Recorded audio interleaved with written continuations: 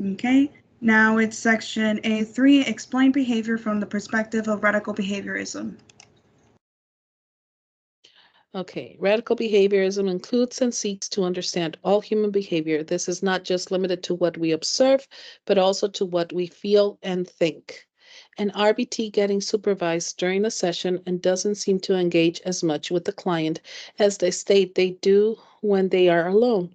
The BCB then asks why they're acting differently, and the RBT explains. I think I will do the intervention incorrectly, so I keep second guessing myself.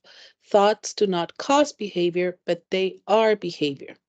Feelings. Your client likes to align the toys in a straight line, and you try to disrupt the behavior. Your client engages in aggression towards you for messing their alignment. The aggression can be a sign of sadness since the client can't express their feelings. Feelings don't cause behavior, but instead are behaviors. Excellent. Okay, now we go to section A4, distinguish amongst behaviorism, the experimental analysis of behavior, applied behavior analysis, and professional practice guided by the science of behavior analysis. Okay. For these, we didn't have examples. Right. Behaviorism, the philosophy of the science of behavior analysis. Okay. Experimental analysis of behavior analysis, the scientific method to study the behavior. So this is usually what's done like in universities, usually with animals and stuff like that, is experimental analysis of behavior analysis typically. So I said that wrong. But bueno. All right. Okay, applied behavior analysis, applying the dimensions and principles we learned from behavior and applying them to the individuals where it is necessary. This can be in the school or home setting. Very good. Professional practice guided by the science of behavior analysis uses everything we learned. Applied behavior analysis, behaviorism, the 7 dimensions and principles, and applying to the interventions we create for clients. So that's basically what you and I typically do, one-on-one with the clients at home. Now we go into section A5, identify and describe dimensions of applied behavior analysis. The dimensions of behavior.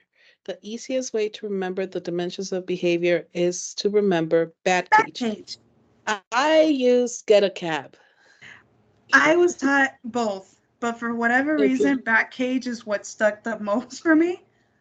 And I forget get a cab. And a question, do you think about bat cage as in baseball? Or do you think it's a bat cage as is bats in a cage?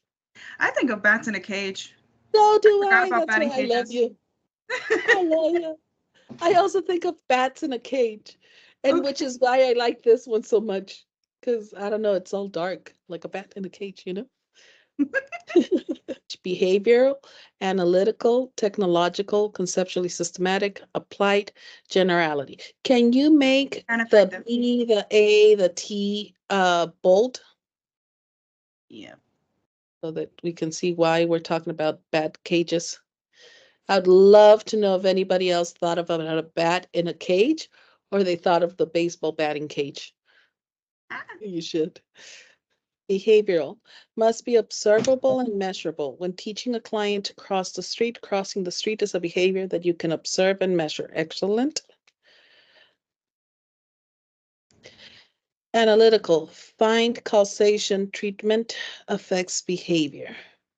How can this be applied? When teaching a client to cross the street, you use most to least prompting and reinforcement. To identify if this causes a change in the behavior, you take data using a task analysis for crossing the street.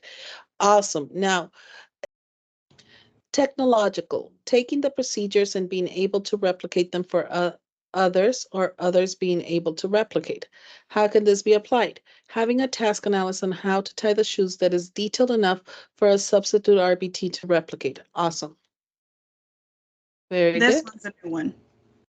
That is new. Yeah. Okay. Conceptually systematic, follows the basic principles of ABA. When looking for how to show your client to cross the street, you refer to only ABA articles. So a way that that helped me remember conceptually systematic was we only go into our literature. When we're doing research, we go into ABA literature. We don't look at OT. We don't look at other places. So that helped me remember conceptually systematic always. Yeah, because especially if that's not a field that we're specialized in, we can't exactly apply it with our clients. Yep. Applied. The behaviors we focus on improve the lives of the individual. Washing your hands is socially significant for the safety of the client and others. Very good. I have a question for the applied. If the parent says, no, it's okay, I don't want you to focus on that, I'll just wash your hands, what would you do? That they don't want us to teach them, but they'll wash their hands? Yeah, don't worry about it. He's little still. I'll just wash his hands. Just focus on the other stuff. I would try to talk to them about how, kids, especially at a young age, they get into everything. They get into dirt, they get into sometimes chemicals if there's any, like when you mop the floors. So it's best to have them to learn to wash their hands to gain their independence and also to reduce the chances of them getting sick or spreading it to others. But she's like, I don't want you to take time from ABA when you need to be teaching him how to communicate and how to not tantrum for washing hands. I'll just take care of it. I'll wash his hands and he'll eventually learn with me. Not sure You how leave would it alone. that. You leave it alone. You don't teach washing hands. You leave it alone. You don't teach washing hands. If the parent at one point comes and it's like, okay, I need help, then you intervene, but you leave it alone. Okay, so even after you explain, it's best to just go with their wishes? Yeah, because Wouldn't it it's also not be a sign of like respect because you're not yeah, trying to go against what they're asking? exactly. And it's the parent. If the parent says, I'm gonna wash his hands, I'm gonna make sure his hands are clean, I'm gonna teach him to wash his hands. I want you to focus on other things that worry me the most. Leave it alone. Let the parent teach washing hands. Planning for generalization of skill in your treatment plan so the client can engage in skills in different setting times and with different people. How can this be applied? Using the bathroom in different settings like school, at the park, in the city, or even outside of the home setting. All right, awesome. How do you plan for generality? How do you plan for it?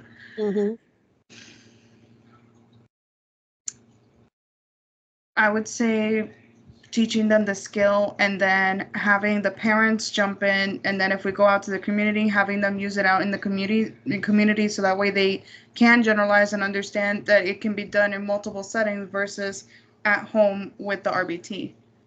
Very good. So you would teach loosely. You would use different stimuli, use different words, different settings. You wouldn't have like a strict thing. Very good.